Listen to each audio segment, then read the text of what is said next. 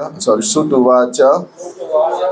श्री सुत गोस्वामी ने कहा, परीक्षिता, महाराज परीक्षित द्वारा एवं इस प्रकार आदिष्ट आदेश दिए जाने पर स वह कली साक्षात कली जात हुआ वे पथु कंपन तमा उसको उद्यत उठी हुई आसिम तलवार आह कहा इदम यह दंड पाणिम यमराज मृत्यु रूप को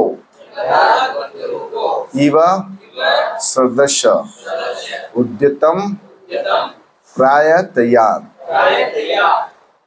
अनुवाद एवं तात्पर्य इसी भक्ति वेदांत स्वामी शिल प्रभुपाद जी के द्वारा। शिल प्रभुपाद की श्री सुत गोस्वामी ने कहा, इस प्रकार महाराज परीक्षित द्वारा आदेश दिए जाने पर कली भय के मारे थरथराने लगा। राजा को अपने समक्ष यमराज के समान मारने के लिए उद्यत देखकर कली ने राजा से इस प्रकार कहा। तात्पर्य, राजा कली को तुरंत मारने के लिए तैयार थे यदि वह उनकी आज्ञा का पालन न करता, अन्यथा राजा को उसका जीवन दान देने में कोई आपत्ति नहीं थी। कली ने भी विभिन्न प्रकार से दंड से बचने का उपाय लगाकर अंत में निश्चय किया कि वह अब राजा की शरण में जाए। अतः वह जीवन के भय से कांपने लगा। राजा या शासक को इतना प्रबल होना चाहिए कि वह कली के जैसे व्यक्ति के समक्ष काल पुरुष यमराज की भांति खड़ा रह सके। राजा के आदेश का पालन होना चाहिए, अन्यथा अपराधी का जीवन संकट में रहता है। इसी विधि से राज्य के नागरिकों के सामान्य जीवन में उत्पात करने वाले कई पुरुषों के ऊपर शासन जमाया जाता है। ओम अज्ञानतिमिरन्धस्य ज्ञानाञ्जनशलाकया चक्षुन्मीलितं येन तस्मै श्रीगुरुवे नमः। श्रीचैतन्यमनोभीष्टं स्थापितं येन भूतले स्वयं रूप कदामयं ददाति स्वपदान्तिकं। वाञ्छाकल्पतरुभ्यश्च कृपा सिन्धुभ्यैव च पतितानां पावनेभ्यो वैष्णवेभ्यो नमो नमः। जय श्री कृष्ण चैतन्य प्रभु नित्यानंद, श्री अद्वैत गदाधर शिवासादि श्री गौर भक्त वृंद। हरे कृष्णा कृष्णा कृष्णा हरे हरे, हरे राम राम राम हरे हरे। हरे कृष्णा। तो प्रतिदिन क्रम के अनुसार 17वें अध्याय में आज का 35 नंबर का श्लोक है। हम देखते हैं कि इस अध्याय में श्रील प्रभुपाद तात्पर्य में एक विशेष बात को बार बार स्पष्ट कर रहे हैं। हम इस 17वें अध्याय के एक श्लोक से लगाकर अभी तक अगर इसकी जांच करें गहराई से, तो श्रील प्रभुपाद एक बात को विशिष्ट जोर दे रहे हैं, वो है राजा कैसा होना चाहिए। ये श्रीमद् भागवत हमें सिखाती है राजा कैसा होना चाहिए, क्योंकि पूरा प्रजा का दायित्व राजा के ऊपर है। राजा यदि सही है, नियंत्रण कर सकता है प्रजा के ऊपर, तो प्रजा को वो सुखी बना सकता है, अपराधियों पे नियंत्रण कर सके, अपराधियों को दंड दे सके। राजा ऐसा राजा है तो 100% लोग धार्मिक भी होंगे और सुखी भी होंगे। ये सब श्लोक में हम देखेंगे तो पता चलेगा कि परीक्षित महाराज ऐसे राजा है। और आजकल की परिस्थिति में हम देखें तो राजा कैसे है। राजा का मतलब जो सत्ता को संभाले हुए प्रशासक, और आजकल के राजा मतलब नेता। तो नेताओं को कैसा होना चाहिए, प्रशासक को कैसा होना चाहिए, ये परीक्षित महाराज के जीवन से हमें पता चलता है। क्योंकि श्रील प्रभुपाद जी इसी बात को ज्यादा फोकस कर रहे हैं, इसी बात। और ये हमें यही बात को इन सभी श्लोकों के तात्पर्य से सीखने को मिलती है। क्योंकि जैसा राजा होगा, यथा राजा तथा प्रजा। यदि राजा ही अधर्मिष्ठ है तो प्रजा भी अधर्मिष्ठ होगी, ये सत्य है। तो इस श्लोक में भी श्रील प्रभुपाद जी के तात्पर्य में हम देखें तो पता चलता है कि परीक्षित महाराज जब कलयुग ने सरेंडर कर दिया, समर्पित हो गया कलयुग, तो परीक्षित महाराज का भाव कैसा है। एक तो वो, और डर के मारे कलयुग भी समर्पित हो जाता है। और तब ये कली कहते हैं आहा इदम, आहा इदम। तब कलयुग ने कहा, इसमें कहते हैं कि परीक्षिता एवं आदिष्ट, परीक्षित के द्वारा आदेश इस प्रकार दिए जाने पर सह, कौन, जो मूर्तिमान रूप वो कली वहां खड़ा है, शूद्र है लेकिन राजा का वेश धारण किए हुए, वो खड़ा है, उसका हालत कैसा हो गया, क्या देखकर, उद्यताम असीम आहा इदम, वो जो उठी हुई तलवार, राजा के हाथ में तलवार देखकर ना जात वेपतु, वो तलवार का देखकर और दंड पानी, और अपने समक्ष साक्षात यमराज जी को यमराज जी दिख रहे, बोलो राजा कैसे, यमराज जी। डर लगना चाहिए लोगों को, ऐसे कानून होने चाहिए कि उन कानूनों से डर लगना चाहिए। तो साक्षात परीक्षित महाराज उस कली को कैसे दिख रहे हैं, यमराज जी के समान दिख रहे हैं। उसको देखकर कली ने क्या कर दिया, कली का क्या हालत है, स कली जात वे पथु, वो थरथराने लगा, कंपन करने लगा। और उसके बाद वो कली आहा इदम, वो कहता है, दंड पानी मतलब यमराज जी मृत्यु रूप के समान उनको दिख रहा है। उद्यतम प्राय तैयार, देखिए बहुत अच्छा शब्द, उद्यतम, राजा को प्राय तैयारी रहना चाहिए ऐसे दुष्टों का संहार करने के लिए, विचार नहीं करना चाहिए। तो ये परीक्षित महाराज के सामने अब कलयुग आगे कहेगा। इस श्लोक में अब कह रहे हैं कलयुग ने इस प्रकार राजा से कहा जब वो कांपने लगा। राजा को अपने सामने साक्षात मृत्यु के रूप में देख रहा है। लेकिन ये मैं कुछ दिन नहीं था यहाँ पे, राजस्थान था, तो प्रभु जी के मुखारविंद से कुछ मैं सुन नहीं पाया, तो मैंने कल पूरा थोड़ा सा पीछे से रीडिंग किया है, तो थोड़ा सा पीछे से सारांश समझकर फिर इस श्लोक को थोड़ा समझने का प्रयास करेंगे श्रील प्रभुपाद की कृपा से। तो इस श्लोक के जब ये अध्याय स्टार्ट हुआ है तो हम देखते हैं कि राजा परीक्षित सरस्वती नदी के तट पर पहुंचे हैं और वो देखते हैं कि बैल के 3 पैर कटे हुए हैं, एक पैर पे खड़ा है जो धर्म है, और गाय शोक संतप्त है, और जो शूद्र वेश में जो कली वहां खड़ा है वो उनके पैरों पे प्रहार कर रहा है। तो ऐसा देखकर राजा उस कली को कहते हैं, हाँ तुम कौन हो, और तुम अपराधी हो और दंड के पात्र हो। उसी समय कह दिया परीक्षित महाराज। और उस गाय और बैल को क्या कहते हैं, बहुत सुंदर कहते हैं, गाय और बैल को कहते हैं कि माम, आप 1:17-9 में देखेंगे तो पता चलेगा कि माम सौरभे यत्र सूचो व्यतु, हे गाय माता, हे बैल, अब तुमको डरने की जरूरत नहीं है। देखिए परीक्षित महाराज में कह दिया, क्योंकि अब मैं यहां उपस्थित हूं, तुमको डरने की बिल्कुल जरूरत नहीं। कितनी सुंदर बात है। आजकल तो नेता कानून ऐसे आगे, देखिए आजकल कानून कैसे, ऐसे के संदेह स्थिति का लाभ उठाते हुए अपराधी भी जेल से छूट जाता है। हाई कोर्ट सजा देता है और सुप्रीम कोर्ट छोड़ देता है। कैसे कानून है? लेकिन यहाँ पे राजा, अब तुमको कोई डरने की जरूरत नहीं। प्रजा के लिए परीक्षित महाराज क्या कह रहे हैं? ऐसा कहने के बाद, वो कली को कहने के बाद, राजा ने पूछा बैल से, तुम्हारे 3 पैर किसने काटे?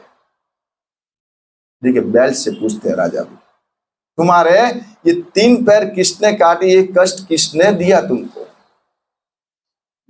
आजकल कोई राजा प्रजा की चिंता नहीं करता है।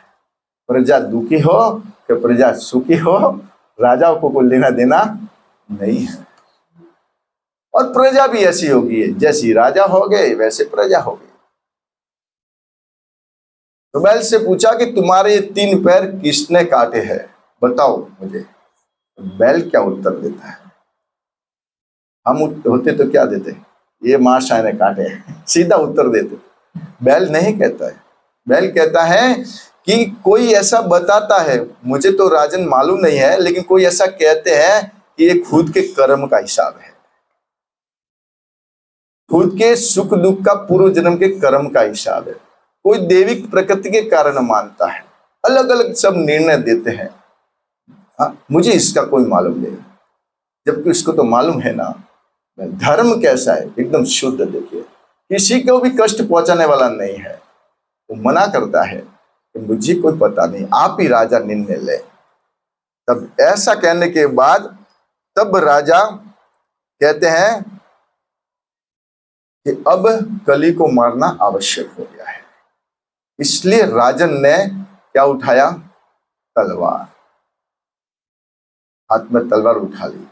लेकिन जैसे ही राजा ने तलवार उठाई है तो कहते हैं कि कली उनके चरणों में नतमस्तक हो गया। कली उनके चरणों में सीधा नतमस्तक हो गया। अब नतमस्तक हो गया, चरणागत हो गया, तो राजा का स्वभाव देखिए। यहां से राजा उवाच जो 31वां श्लोक है, उसमें परीक्षित महाराज कह रहे हैं, तुम मेरे शरणागत हुए हो, लेकिन तुम मेरे राज्य में नहीं रह सकते। हाँ, तुम अब मारे नहीं जाओगे, लेकिन तुम राज्य में नहीं रह सकते मेरे राम। क्यों नहीं रह सकते? तो इसका कारण स्पष्ट वर्णन करते हैं आगे के श्लोक में। क्योंकि तुम अधर्म के मित्र हो। जो अधर्म के मित्र है ना, उनके आजू बाजू हमें भी रहना नहीं चाहिए।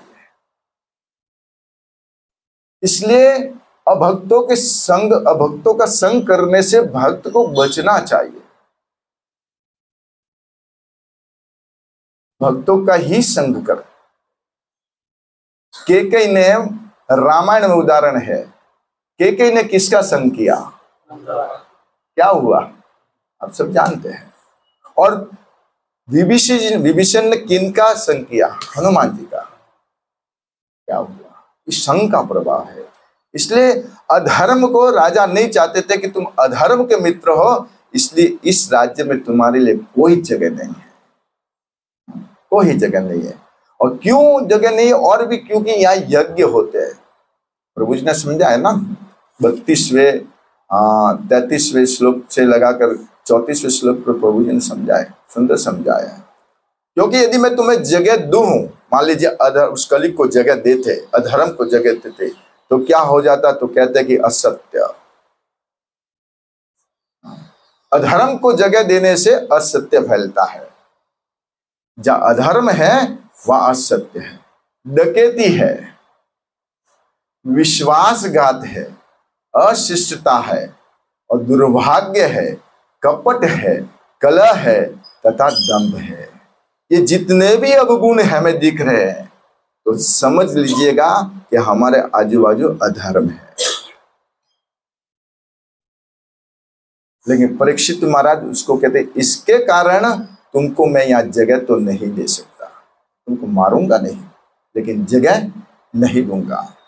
आगे ये कहते हैं कि तुम्हारे लिए यहाँ रहने योग्य नहीं। तुम ये सोचो कि यज्ञ रहते, प्रभु जी कहते हैं ना यहाँ स्थान दे दो। तो यद्यपि यज्ञ हम देखते हैं कि देवताओं के लिए ऐसा देखा जाता कि वो होते, लेकिन अल्टीमेटली अप्रत्यक्ष रूप से वो यज्ञ किसके लिए है?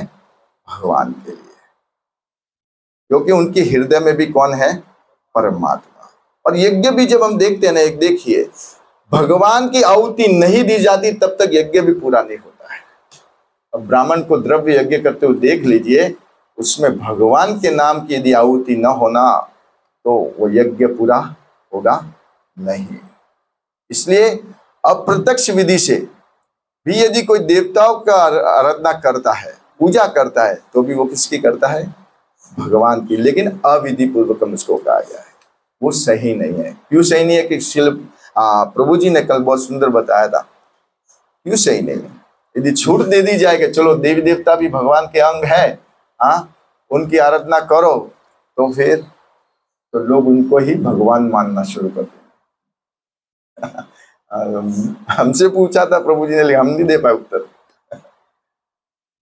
ये तकलीफ है इस्कॉन में। क्यों श्रील प्रभुपाद जी ने देवी देवताओं के जो भी विग्रह है, मूर्तियां क्यों नहीं रखी? इसके पीछे मुख्य रीजन यही था, क्योंकि श्रील प्रभुपाद जी को उनके प्रति कोई विरोध नहीं है, लेकिन शुद्ध भक्ति देना चाहते हैं। श्रील प्रभुपाद जी क्या चाहते हैं? शुद्ध भक्ति। वो स्वर्ग पहुंचाना नहीं चाहते, वो भगवत धाम पहुंचाना चाहते हैं, वो उच्च लोक पहुंचाना नहीं चाहते। श्रील प्रभुपाद जी डायरेक्ट हमें भगवत धाम पहुंचाना चाहते हैं। नहीं तो उनको भी भगवान मानकर लोग उसको ही भगवान मानेंगे और फिर उनकी आराधना करेंगे और फिर वही इंद्रिय भोग होगा और भगवान को भूल जाएंगे। इसलिए कहते हैं कि यदि यज्ञ का भी स्थान उनको नहीं मिलेगा, क्योंकि वो भी भगवान के नाम से ही होते हैं। ऐसा बताने के बाद आज हम इस श्लोक पे पहुंचे हैं, 35 नंबर पे श्लोक पे। और ये पिछले श्लोक में प्रभु जी ने कहा था कि भगवान सब जगह विराजमान है, बाहर भी है, अंदर भी है। लिखा है ना, बहिर्वायुरिवेश आत्मा अंत बहिर्, बाहर भी है और अंदर भी है। बहिर नसिंगा हृदय नसिंगा, गाते हैं ना, भगवान बाहर भी है, लेकिन हम मानते नहीं है। गाते हैं हम सब लोग, बाहर है अंदर है, ये बोलते बहुत है, लेकिन हृदय से स्वीकार नहीं करते। ये तकलीफ है। जब भी कष्ट आए तो हम भूल जाते हैं कि ये प्रेरणा भगवान अंदर से दे रहे हैं, ये करो, लेकिन वो नहीं, ये सही नहीं है। हम विचारेंगे वो सही है। तो भगवान बाहर भी है और अंदर भी है, हर कण कण में है। तो यहाँ पे पहुंचने के बाद अब शुद्ध गोस्वामी कह रहे हैं कि अब कली बोलेगा। अब इसके बाद कली जो बोल रहा है, अब हुआ ऐसा कि वो दंड देने के लिए तैयार है, हाथ में तलवार है परीक्षित महाराज के। यह देखकर थर थरा गया कली और नतमस्तक होता है। तब तात्पर्य में श्रील प्रभुपाद जी क्या लिखते हैं उसको समझने का प्रयास करेंगे हम लोग। राजा कली को तुरंत मारने के लिए तैयार थे। देखिए, तुरंत, अपराधी को सजा तुरंत ही मिलनी चाहिए। श्रील प्रभुपाद जी कई श्लोक के तात्पर्य में लिखते हैं, जहां तक मुझे श्लोक याद नहीं रहते हैं। इतना मेरा अध्ययन नहीं है, सही बात बताओ आपको, अध्ययन नहीं और न मुझे श्लोक याद रहते हैं, लेकिन फिर भी प्रयास करते हैं वैष्णवों के मुखारविंद से जो हम सुनते हैं उसको ही प्रस्तुत करने का प्रयास करता हूं मैं। तो प्रभुपाद जी लिखते हैं कि ऐसे आतताइयों को, ऐसे दुष्टों को फांसी ही दे देनी चाहिए, विचार नहीं करना चाहिए। क्यों फांसी देनी चाहिए? क्योंकि अभी और उसको फांसी नहीं देगी सरकार तो और गलत काम करेगा और कर्म का भुगतान उसको करना पड़ेगा। इसलिए उसको कर्म ज्यादा नहीं भुगतान करने पड़े तो फांसी दे देनी चाहिए उसको। दुष्टों को फांसी देना जरूरी है नियम में। लेकिन आजकल तो फांसी की सजा मिलने के बाद भी देखिए कितनी व्यवस्था है दुष्टों के लिए। फांसी की सजा मिलने के बाद भी साक्षात मालूम है, अभी तो मोबाइल में वीडियो भी आ जाते हैं, प्रूफ है सबके पास कि अपराधी है, इसने ही मर्डर किया है, लेकिन बचने के तरीके कितने हैं। वो सुप्रीम कोर्ट से उसको फांसी भी हो जाती है, लेकिन राष्ट्रपति के पास दया याचिका जाती है ना, और उसका भाग ऐसा लगे तो बच भी जाए, दुष्ट भी बच जाते हैं, कोर्ट से छूट जाते हैं। ये कैसा है? लेकिन राजाओं, ऐसे राजाओं के काल में दुष्ट बचते नहीं बचते थे। तैयार हो गए राजा, हाँ, मारने के लिए। और कलयुग अपने सामने क्या देख रहा है? यमराज जी। यमराज जी, हमारी भी भेंट होगी एक दिन यमराज जी से। लेकिन हम नहीं जाए, हमारे लिए अमृत के दूत नहीं आएंगे, न यमराज जी आएंगे। यदि शुद्ध भक्ति की है तो शिल प्रभुपाद और स्वयं भगवान आएंगे। यदि हमारा भजन शुद्ध है तो कोई डरने की आवश्यकता नहीं। जिसने एक बार भी, यमराज जी खुद कहे ना, एक बार भी यदि कृष्ण का नाम जीवा पे आता है, हे यमदूत, तो उसकी तरफ देखना भी मत। लेकिन कुछ मिले ना मिले संसार में, एक बात में हमेशा मुझे याद आती है, चाहे कुछ धन न मिले, कुछ अच्छा ऐश्वर्य न मिले, लेकिन एक वस्तु से तो अपॉइंटमेंट करना ही पड़ेगा, वो सबको मिलेगी। वो है डेथ अपॉइंटमेंट। वो सत्य है, मृत्यु सत्य है, वो सबको मिलने वाली है। तो मृत्यु के समय हमें सब ये बात याद आती है, यदि भजन किया है तो हम मृत्यु का भी उत्सव रूप मनाएंगे। जैसे कल की घटना सुनिए, प्रत्यक्ष घटना देखिए, मृत्यु कैसी है। 30 सेकंड में ही ना, लगभग 30 सेकंड में प्लेन क्रैश हो गया। और रूपानी जी भी होश में थे। बड़े पद पे भूतपूर्व मुख्यमंत्री गुजरात के, उनका भी हम वो नहीं बता रहे, लेकिन देखिए शरीर का क्या हाल हुआ वो बता रहे थे। छोटे वीडियो में हम देख रहे हैं तो सब पता ही नहीं चल रहा है क्या है। जिस देह के प्रति हमारी इतनी आसक्ति है ना, हम इतना सुनते हैं लेकिन फिर भी परिवर्तन नहीं आता। मेरा खुद का मैं कह रहा हूँ, हाँ, इतना सुनते हैं, परिवर्तन नहीं आता। जिस देह के लिए हम इतने दौड़ रहे हैं, वही देह देखो कैसा हो गया। मृत्यु का कोई भरोसा नहीं, कब आ टपके। इसलिए आने से पहले तैयार रहना चाहिए। भक्तों को हमेशा तैयारी करनी चाहिए। रूपा जी लिखते कि वह, यदि वह उनकी आज्ञा का पालन न करता, अन्यथा राजा को उसके जीवन दान देने में कोई आपत्ति नहीं थी। लेकिन अब क्या है कि परीक्षित महाराज ने उसको मारा क्यों नहीं? तलवार तो उठा ली, लेकिन मारा क्यों नहीं? तलवार तो उठा ली परीक्षित महाराज ने, पता भी चल गया कि इसने कष्ट दंड दिया है, हाँ, बैल को इसने ही मारा है, तो फिर मारा क्यों नहीं? इसलिए ही नहीं मारा क्योंकि वो दीन वत्सल है।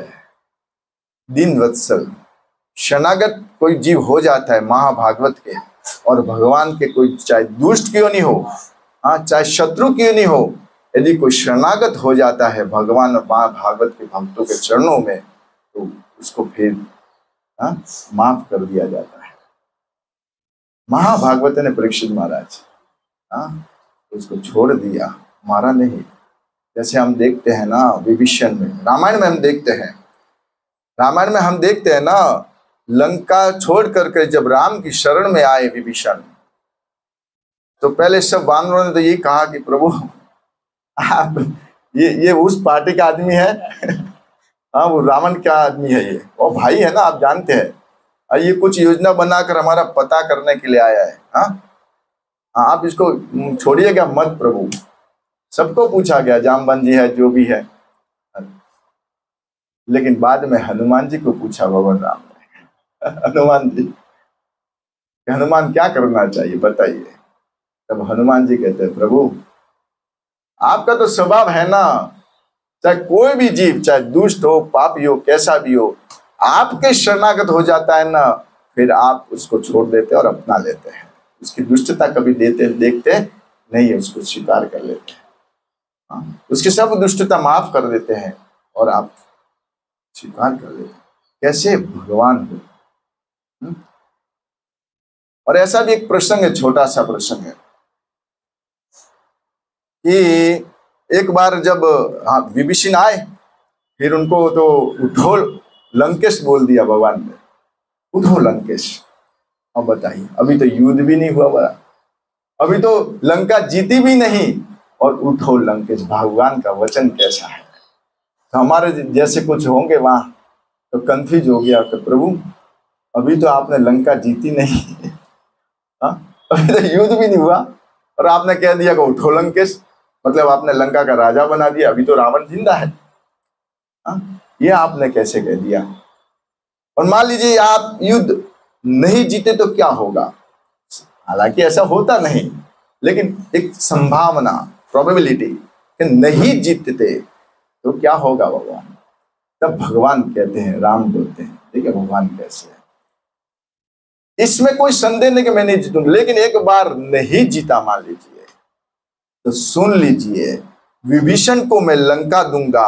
हाँ, विभीषण को मैं विभीषण को मान लीजिए लंका हार गया, मैं नहीं, तो मेरी अयोध्या उसको दे दूंगा। क्या दे दूंगा? अयोध्या, अयोध्या का राजा बना दूंगा। ये भगवान के लक्षण है। भक्त वत्सल है भगवान, देने के लिए तैयार रहते। वचन दे दिया ना, मान लीजिए युद्ध न जीत पाया, तो कोई बात नहीं, मेरा अयोध्या का राजा बना दूंगा। यह है भक्तों के लक्षण है। द्रौपदी का भी हम देखते हैं, अश्वत्थामा को छोड़ दिया द्रौपदी, अपने 5 बेटों को मारा था, लेकिन तो भी द्रौपदी न छोड़ी। ऐसे ही परीक्षित महाराज है, दीन वत्सल है, शरणागत वत्सल है। उनकी शरण में आया कली तो उन्होंने मारने का डिसीजन छोड़ दिया, मारा नहीं उसको। आगे लिखते हैं, कली ने भी विभिन्न प्रकार से दंड से बचने का उपाय लगाकर अंत में निश्चय किया कि अब वह राजा की शरण में जाए, अतः वह जीवन के भय से कांपने लगा। ऐसा ही होना चाहिए, अधर्म को डर लगना चाहिए। अब तो अधर्म फूल फल रहा है सब जगह। परीक्षित महाराज जैसे यदि राजा हो ना, तो अधर्म भी डरेगा। अधर्म करने से हर व्यक्ति डरेगा और बचेगा, तब व्यक्ति सब सुखी होंगे, अन्यथा नहीं। राजा या शासक को इतना प्रबल होना चाहिए कि वह कली जैसे व्यक्ति के समक्ष काल पुरुष यमराज जी की भांति खड़ा रह सके। अब बताया कि राजा को कितना सामर्थ्यवान होना चाहिए, कितना सामर्थ्यवान होना चाहिए। उसको डर लगना चाहिए कि मेरे सामने साक्षात मृत्यु खड़ी है।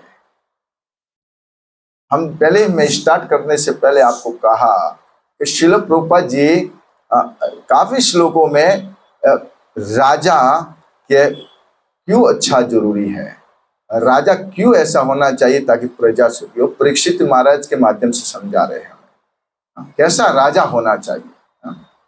लेकिन आज स्थिति अलग है। आज की स्थिति कैसी है? आज शत्रु बंधु है, अयोग्य प्रशासक, अयोग्य। समस्या यही है ना, अयोग्य प्रशासक होने की वजह से धर्म के प्रचार में भी काफी तकलीफ आती है, प्रचार में भी काफी तकलीफ आती है। ये योग्य प्रशासक हो तो धर्म के प्रचार में समस्या खड़ी नहीं होगी। इसलिए इस पद पर योग्य प्रशासक की नियुक्ति होनी चाहिए। अन्यथा यदि ऐसे राजा नहीं होंगे तो फिर अधर्म फैलेगा। आगे कहते हैं, इसमें लिखा है, निश्चित वह राजा की शरण में जाए। अब कली ने डिसाइड कर लिया कि मैं किसकी शरण ग्रहण करूं? राजा की। अब हमारे इस देश के या राजा अभी तो अच्छे हैं, लेकिन एक कहे हम कि आजकल के कथाकथित जो राजा है वो धर्मशील ज्यादा लोग नहीं है। कुछ लोग हो सकते हैं, लेकिन ज्यादातर संख्या में धर्मशील नहीं है। तो अब हम क्या करें? हम क्या करें? कली तो राजा की शरण में गया है, हम इस कली से बचने के लिए क्या करें? क्या साधन है हमारे पास कि हम क्या करें कि इस कली से बचे? राजा ऐसे रहे नहीं, तो अब हमारे पास क्या है? हमारे पास ऐसी भक्ति वेदांत स्वामी श्रील प्रभुपाद की असीम कृपा है। उन्होंने एक बहुत अच्छा प्लेटफॉर्म हमें दिया है। अब श्रील प्रभुपाद जी की शरण में हमें रहना चाहिए। क्यों? श्रील प्रभुपाद और भगवान की शरण में। श्रील प्रभुपाद जी के माध्यम से हम भगवान की शरण में रहेंगे तो अधर्म से बचेंगे, कलयुग से भी बचेंगे।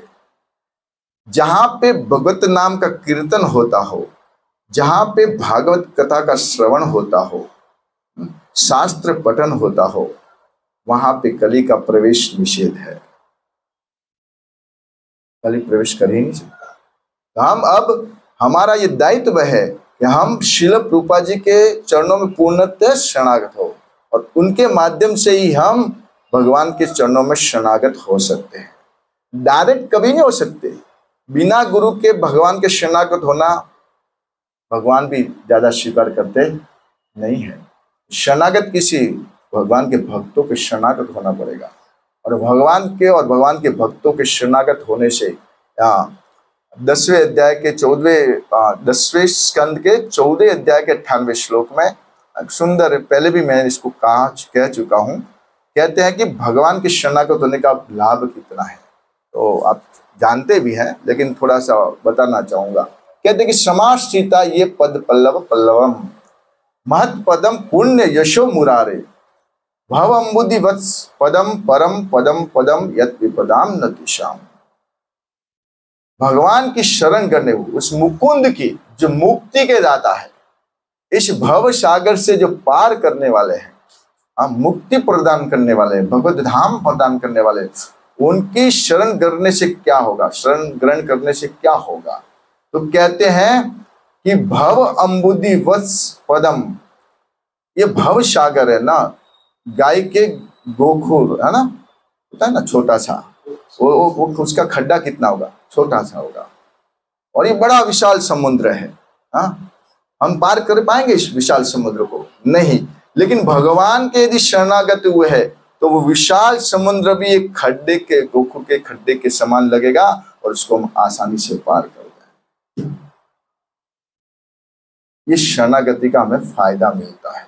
और पदम पदम यत विपदाम न तेषाम, और ये पद पद पे, हर पल पर इस संसार में विपदा है, लेकिन जो भगवान के शरणागत है उनके लिए कोई विपदा नहीं है। एक थोड़ा सा विचार कीजिए, मान लीजिए कल मैं उसमें होता, प्लेन में, कल वाले प्लेन में मैं होता, मरता मैं भी, इसमें तो कोई संदेह नहीं। लेकिन एक बात बहुत आप लोगों को अच्छा लगता कि कम से कम प्रभु जी भजन करके तो गए हैं। वो जितने भी गए हैं, वो जितने भी गए हैं उनका रिकॉर्ड देख लीजिए, हमें पता नहीं कोई भक्त है कि नहीं उसमें, लेकिन यदि हम उसमें होते तो मरते वक्त इतना तो हमें खुशी होती, कुछ श्रील प्रभुपाद जी की कृपा से, वैष्णव की कृपा से कुछ करके हम जा रहे हैं। देखिए कितना, मरना तो हमें भी है, ऐसा नहीं कि हम बच जाएंगे, मरेंगे हम भी, लेकिन मरते वक्त हमारा कितना कल्याण होगा वो देखने योग्य है, सोचने योग्य है। इसलिए हर क्षण पदम पदम यप्त विपदाम, कभी भी मृत्यु आ सकती है, कोई भरोसा नहीं। इसलिए मृत्यु आने से पहले एकदम मृत्यु का सामना करने के लिए तैयार रहना चाहिए, ध्रुव महाराज की तरह। उतना नहीं हो पाते, लेकिन यदि कोशिश करें ना, मृत्यु के ऊपर पैर रखकर भी ध्रुव महाराज चले गए राम। इतना नहीं करे कोई बात नहीं। श्रील प्रभुपाद जी ने जो आदेश दिया है, जो हमारे गुरु का आदेश है, जो हमारे शिक्षा गुरु का आदेश है, उसका ही यदि बराबर आज्ञा का पालन कर लेना तो इसमें कोई संदेह नहीं कि भगवत धाम नहीं मिलेगा, कोई संदेह नहीं। इस अभी इतना ही है हमारे पास, गुरु की आज्ञा का पालन करना, उनके अनुसार के अनुसार जीवन यापन करना और भगवान की सेवा करना, इसके सिवा हमारे पास कोई दूसरा रास्ता नहीं है। कली ने तो राजा की शरण ले ली, बच गया, अब हम क्या करें? हमें भी भगवान के शुद्ध भक्तों की शरण ग्रहण करनी चाहिए ताकि हम कलयुग से बच सके। यही है, ये सब कहने का भागवत का मतलब यही है, और कोई बड़ा, कोई इतना, कोई हम देखे बहुत बहुत बड़ी बात होगी। एक बार जयपत्ता का गोस्वामी को कुछ शिष्य ने कुछ पूछा था कि प्रभु जी, महाराज जी, कि सब भक्ति में सबसे बड़ी वस्तु है क्या? ऐसा क्या चीज है भक्ति में क्या ऐसा चीज है कि जो हम करें, हाँ क्या चीज है। अब उस शिष्यों ने सोचा कि भाई अभी महाराज जी को बहुत बड़ी बात बताएंगे, बहुत बड़ी के शास्त्रों से, पुराणों से, भागवत से कोई श्लोक निकाल कर बहुत बड़ी बात। उनके दिमाग में ऐसे ही था, क्या कुछ बड़ी बात करेंगे जयप्रताप गोस्वामी महाराज। लेकिन जब कक्ष में गए शिष्य और महाराज जी से पूछा तो महाराज जी क्या ऐसी भक्ति में एकदम ऐसी खास वस्तु है, तो महाराज जी क्या उत्तर दिए ना, भक्तों से प्रेम करना सीखो, ये सबसे बड़ी वस्तु। एक वो सोच रहे थे कोई इतना कोई बड़ा कोई निकालेंगे महाराज जी और कहेंगे, एक ही वर्ड में कहा सभी भक्तों से प्रेम करना सीखो, यही सबसे।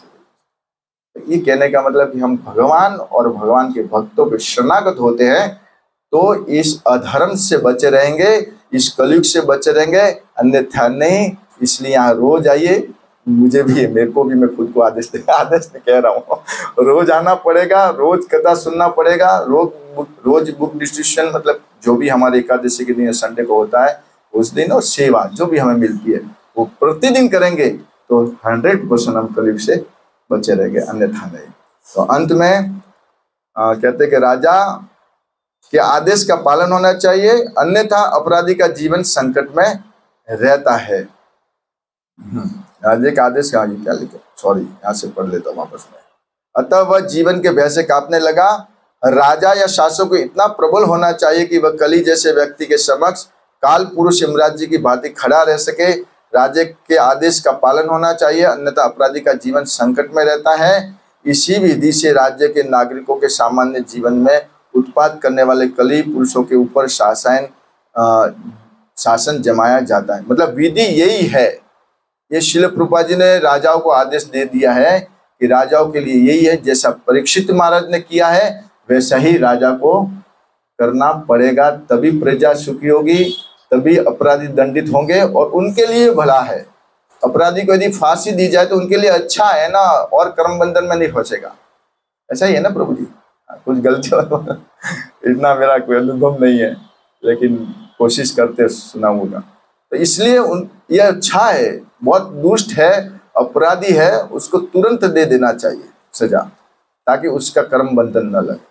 यहाँ ये लिखा है प्रभु, अन्यथा अपराधी का जीवन और संकट में रहता है। ठीक है, तो राजा को कैसा आना चाहिए, परीक्षित महाराज जैसा। राजा को कैसा आना चाहिए, युधिष्ठिर महाराज जैसा। राजा को कैसा आना चाहिए, अम्बरीश महाराज जैसा। ऐसा राजा है तो बढ़िया है। अब चलिए राजा नहीं है तो हमारा ये दायित्व है, हाँ, कि राजा अगर ऐसे नहीं है तो प्रजा के ऊपर दायित्व है, और प्रजा से भी ज्यादा दायित्व कलयुग में शिल प्रभुपाद जी ने भक्तों को दिया है। हाँ, हमारा दायित्व कि हम घर घर जाकर, बाहर निकल कर इस कृष्ण भावनामृत का आंदोलन का प्रचार करें और अपना जीवन इसी में पूरा करे, भगवान की सेवा करते हुए। इसी भक्ति वेदांत स्वामी शिल प्रभुपाद की हिताय गौर प्रेमानंदे।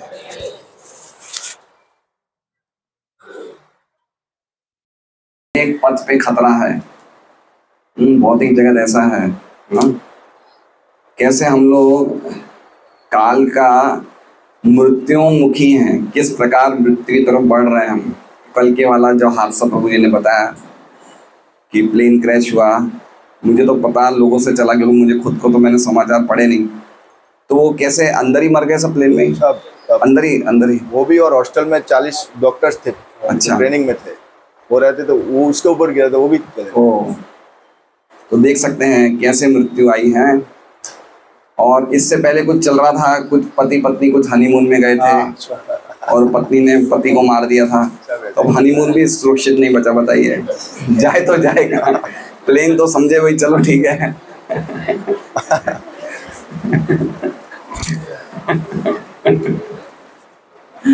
तो खतरा हर जगह है। ये कलयुग का देखिए क्या प्रभाव है, कोई जगह नहीं बची है। तो हमें समझना चाहिए, मृत्यु के लिए तैयार रहना चाहिए। जैसे मान लीजिए गोपाल नगर में 200 घर हैं और 200 घर में इनके गेट पे एक बहुत बड़ा असुर रहता है, और असुर ने बोला है गोपाल नगर के 200 घर वालों को कि या तो मैं एक साथ सबको मार दूंगा, या फिर एक कंडीशन है, अगर आप लोग बचना चाहते हैं, हर एक घर वाला अपनी तरफ से एक एक व्यक्ति रोज मुझे खुराक आहार के लिए भेजे, हर एक सोसाइटी से, हर एक घर से एक व्यक्ति मुझे खुराक चाहिए, तो मैं सबको एक साथ नहीं मारूंगा, ठीक है। तो उसमें वो निकाला गया, लॉटरी सिस्टम निकाला गया, और उसमें गोपाल विंड्रो के घर का सबसे आखिरी नंबर था। क्या नंबर था इनका? मतलब समझिए 200वां नंबर इनका था। अब ये 200वां नंबर प्राप्त करके खुश हो रहे हैं कि मेरा नंबर कौन सा है। तो उसी प्रकार से जो एरोप्लेन में कल मरे, उनको सुन के हम बड़े संतुष्ट कि हम नहीं थे। समझ रहे हैं बात को? हमें क्या लग रहा है? हम नहीं थे। लेकिन कोई नहीं बचेगा, है ना, कोई भी नहीं बचेगा। मृत्यु सर्वत्र धावती, हर जगह मृत्यु भगा रही है हमें, है ना। और 8वें अध्याय के 15वें श्लोक में है, 15 नहीं 16वां 17वां 8.17 में है तात्पर्य में, सहस्र युग पर्यंतम वाले श्लोक में प्रभुपाद तात्पर्य में लिखते हैं कि ये जो जगत है ये टाइम के द्वारा लिमिटेड है। लिमिटेड मतलब ये सीमित है। तो यहाँ पे सब चीज़ें समय के हिसाब से चलती है। तो अगर वही समय हम भगवान कृष्ण की इस कथा में लगा दे, तो इसी समय में लगा के ये लिमिटेड टाइम से हम अनलिमिटेड को प्राप्त कर लेंगे। तो वो थोड़ी सी हमें कला सीखनी पड़ेगी, कैसे एक एक समय हम कृष्ण कथा सुनने में, कृष्ण भक्ति करने में लगाएं, है ना। टाइम को हम टाइम ने इस जगत को लिमिटेड बनाया, तो उस लिमिटेड जगत में रह के हम अनलिमिटेड असीमित व्यक्ति को, मतलब भगवान को प्राप्त कर सकते हैं। खाली हमें थोड़ा सा होशियार बनना पड़ेगा और समय को किस प्रकार से हमें सदुपयोग करना पड़ेगा वो हमें सीखना पड़ेगा। बाकी इस जगत में और कुछ बचा नहीं है। कोई भी प्रकार का सुख या कोई भी प्रकार की इसमें सुख प्राप्त करने की आशा, अगर हम सुख प्राप्त करने की आशा रखते हैं, वो भी दुराशा है ना। यहाँ कुछ भी नहीं है, कोई भी प्रकार का कोई भी हैप्पीनेस नहीं है, लेकिन हम ये चीज़ जान नहीं रहे हैं। समझ रहे हैं बात को?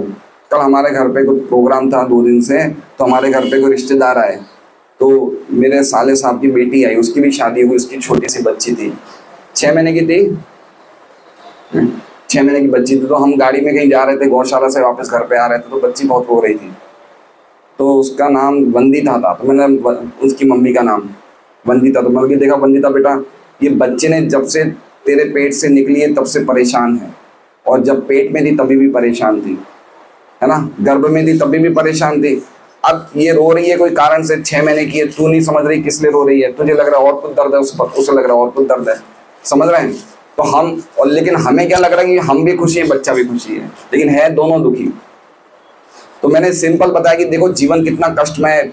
जन्म से लेके माँ के शरीर में कोई जीव शरीर प्राप्त करता है, तब से उसकी दुखमय स्थिति शुरू हो जाती है और आगे दुख ही दुख मिलते हैं। तो उसने पता क्या बोला वंदिता ने? बोले फूफा जी आपकी बात मुझे समझ में नहीं आ रही समझ रहे हैं? ये बता रहा है कि व्यक्ति स्पिरिचुअल नॉलेज, आध्यात्मिक ज्ञान समझने के लिए भी उसको सतोगुण में आना पड़ेगा। रजोगुण तमोगुण में हम देखते हैं हमारे प्रोग्राम में कितने लोग आते हैं, लेकिन कितने लोग आने के बाद अगले संडे आते नहीं है, क्योंकि काफी लोगों को तो चीजें पल्ले ही नहीं पड़ती जो हम कह रहे हैं। इसलिए इन चीजों को पल्ले पड़ाने के लिए भी हमें नियमित रूप से सुनना पड़ेगा, नियमित रूप से रजोगुण तमोगुण से ऊपर उठना पड़ेगा। सही बात है सत्यराज प्रभु, हम अपने रिश्तेदारों को बोलते हैं, बातें तो सिंपल ही कह रहे हैं भाई जन्म मृत्यु, लेकिन समझते ही नहीं है। बोलते भाई साहब क्या जन्म मृत्यु, क्या क्या बातें कर रहे हो आप, हमें क्या मतलब, ऐसी बातें करते हैं। जो कि हमें हमारी दृष्टि अलग हो चुकी है, लेकिन उनकी दृष्टि नहीं बदली है। इसलिए पॉइंट ये है कि हमें जिनकी दृष्टि थोड़ी सही हो गई है उनको और ज़्यादा गंभीर होना चाहिए कि किस प्रकार हम इसी जीवन में चले जाएं। जैसे मान लीजिए कि लक्ष्मी नरसिंह प्रभु की दोपहर की 4 बजे की फ्लाइट है बॉम्बे से कलकत्ता की, है ना, और इनको अभी एक ट्रेन मिल रही है, इनकी सब ट्रेन छूट गई, अभी इनकी ट्रेन मिल रही है 9 बजे, जो ट्रेन इनको 3 घंटे में बॉम्बे पहुंचा देगी, लेकिन उस ट्रेन में इनकी टिकट नहीं है। हाँ, लेकिन इनको 3 घंटे में पहुंचा देगी, बस ये है कि इनको खड़े खड़े जाना पड़ेगा, और उसके बाद कोई दूसरी ट्रेन नहीं है जिसमें इनकी टिकट कंफर्म है। तो लक्ष्मी नरसिंह प्रभु के पास 2 ऑप्शन है, या तो ट्रेन में खड़े खड़े चले जाए कि भाई 3 घंटा खड़े रहूँगा, इधर उधर घूमता रहूँगा, खड़ा रह जाऊँगा, या फिर मेरी जब ट्रेन दूसरी कंफर्म होगी तो ही मैं जाऊँगा, फ्लाइट चली जाए तो चली जाए। तो कौन सा डिसीजन अपनाना चाहिए? खड़े रहने का ना, कि भाई खड़े रह जाए तो कम से कम फ्लाइट तो मिल जाए, तो उसी प्रकार अगर इस जीवन में थोड़े बहुत कष्ट आ जाए तो सहन कर लो, है। अच्छी स्थिति का इंतजार मत करो कि कभी अच्छी स्थिति आएगी तब हम भक्ति करेंगे, है ना। सहन कर लो, ये बहुत बड़ी आखिरी ट्रेन है, मनुष्य जीवन आखिरी ट्रेन मिली है। इसके बाद वापस ट्रेन आएगी नहीं आएगी हमें नहीं पता है। बहुत ये देखिए, इन इंस्टेंसेस से हमें सीख मिलती है किस प्रकार से मौत कहाँ कहाँ आ रही है। बताइए, लंदन जा रहे हैं तो सभी धनी वर्ग के व्यक्ति होंगे जो लंदन जा रहे हैं, है ना, लेकिन मृत्यु ने किसी को नहीं छोड़ा। और क्या पता उसमें से कोई भक्त होंगे या पुण्यशाली व्यक्ति होंगे जिन्होंने भगवान का स्मरण किया होगा, कुछ किया होगा, उनका कल्याण तो वही होगा। लेकिन प्राय ऐसा देखा जाता है कि ऐसे समय भगवान याद नहीं आते। अच्छा, तो हम समझ सकते हैं कि किस तरह से कुछ भी हो सकता है ना, कुछ भी हो सकता है। हमें ये नहीं सोचना चाहिए कि हम भक्त हैं तो हम बच जाएंगे, नहीं, ऐसा नहीं है। मृत्यु तो हमें भी आएगी, लेकिन हमारा भगवान ने व्यवस्था बहुत अच्छी कर दी है। भगवान खुद मृत्यु के रूप में नहीं आएंगे, अपने रूप में आएंगे हमें दर्शन देने, अगर हम थोड़े गंभीर हैं तो, है ना। या तो हम भगवान को श्याम सुंदर रूप में देखें या फिर एरोप्लेन क्रैश के रूप में देखें, ये हमारी इच्छा है, या फिर सोनम के पति राजा के रूप में देखें। मैंने कोई समाचार पढ़ता नहीं, मुझे तो खबरें मिल जाती है, मैं बच जाता हूँ। इतना सुनने से, इतना देखने से और ज्यादा हृदय दूषित होता है। तो कल हमने देवताओं का बहुत अच्छा पॉइंट सुना था कि किस प्रकार देवताओं के भी आत्मा भगवान है, इसलिए देवताओं की पूजा करना ही मतलब भगवान की पूजा है। लेकिन फिर भी हमें भगवान की डायरेक्ट भक्ति ही करनी चाहिए, ठीक है। और उसमें हमने कुछ पॉइंट्स देखे थे कि क्या अंतर है देवताओं की भक्ति में और भगवान की भक्ति में और देवताओं की पूजा में। देखिए, भक्ति शब्द है ना, ये भगवान से संबंधित होता है। देवताओं की भक्ति, देश की भक्ति, परिवार की भक्ति में भक्ति शब्द यूज नहीं होता है। भक्ति शब्द इज ऑलवेज, भक्ति शब्द हमेशा हरि से ही संबंधित है ना। भक्ति शब्द का जो धातु है वो बीज जो है वो भज है, भज धातु मतलब सेवा, और सेवा का संबंध भगवान से है। हम देवताओं की पूजा कर सकते हैं, देवताओं को प्रणाम कर सकते हैं, उनकी अर्चना कर सकते हैं, लेकिन भक्ति तो खाली भगवान की होती है, ठीक है। तो हम देखते हैं क्या क्या अंतर है। कुछ अंतर मैंने लिखे हैं। देखिए, पहला अंतर तो ये है कि देवताओं का शरीर होता है भौतिक और भगवान क्या होते हैं, शरीर उनका सच्चिदानंद विग्रह आध्यात्मिक होता है।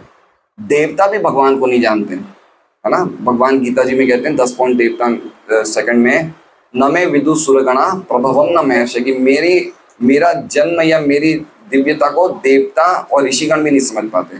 तो पहला अंतर यह है कि देवता भी भगवान के बारे में विमोहित रहते हैं और भगवान जो हैं वो मतलब आध्यात्मिक है, सच्चिदानंद विग्रह। दूसरा पॉइंट क्या है, देवताओं से जो प्राप्त हमें चीजें होती हैं वो सभी क्या होती है, अंतवत्तु फलम तेषाम, वो सब अंतवंत है, वो विनाश को प्राप्त होने वाली जो भी देवताओं से हमें चीजें प्राप्त होती है।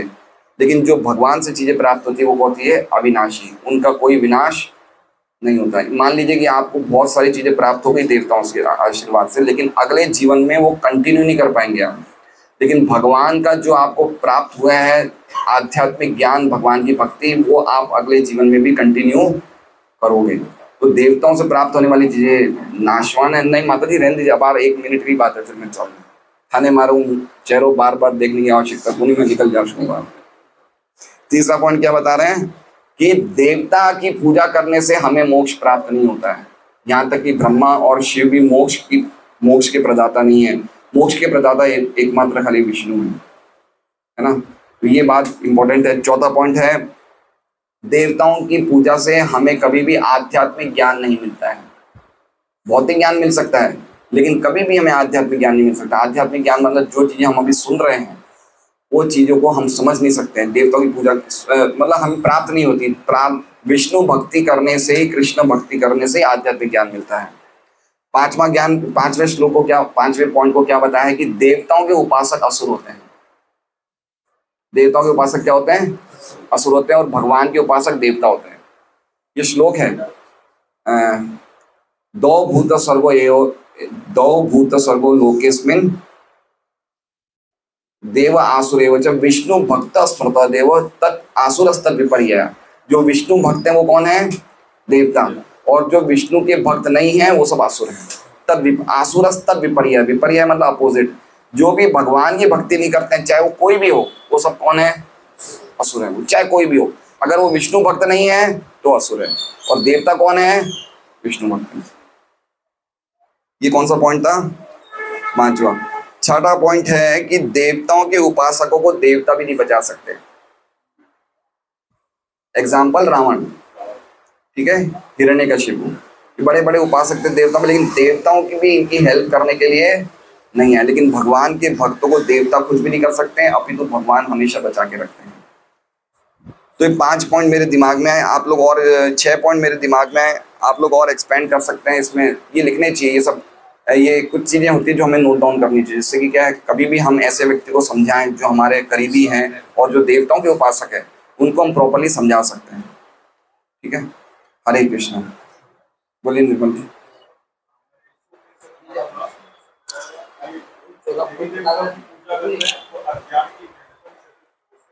हाँ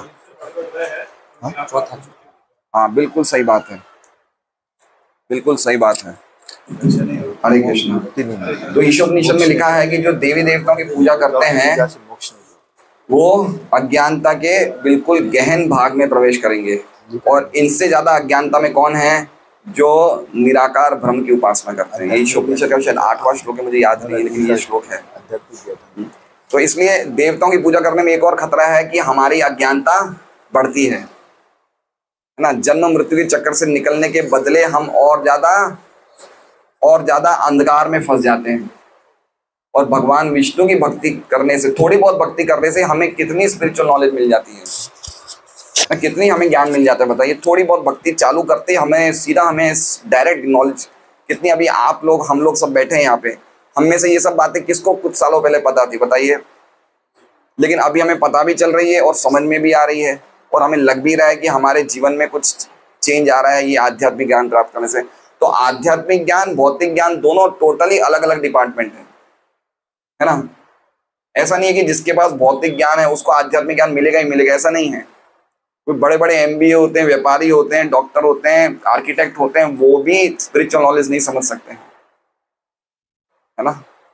यहाँ तक कि बड़े बड़े देवता भी स्पिरिचुअल नॉलेज को प्राप्त नहीं होते हैं। देखिए, पार्वती जी भी भगवान शिव से पूछती है कि मुझे दिव्य ज्ञान दीजिए आप। तो हमें समझना चाहिए कि अगर हमें ये चीजें समझ में आ रही है तो कितनी बड़ी हमारे आचार्य की कृपा है हम पे। हरे कृष्णा। श्रील प्रभुपाद की जय। आज का प्रसाद की सेवा है।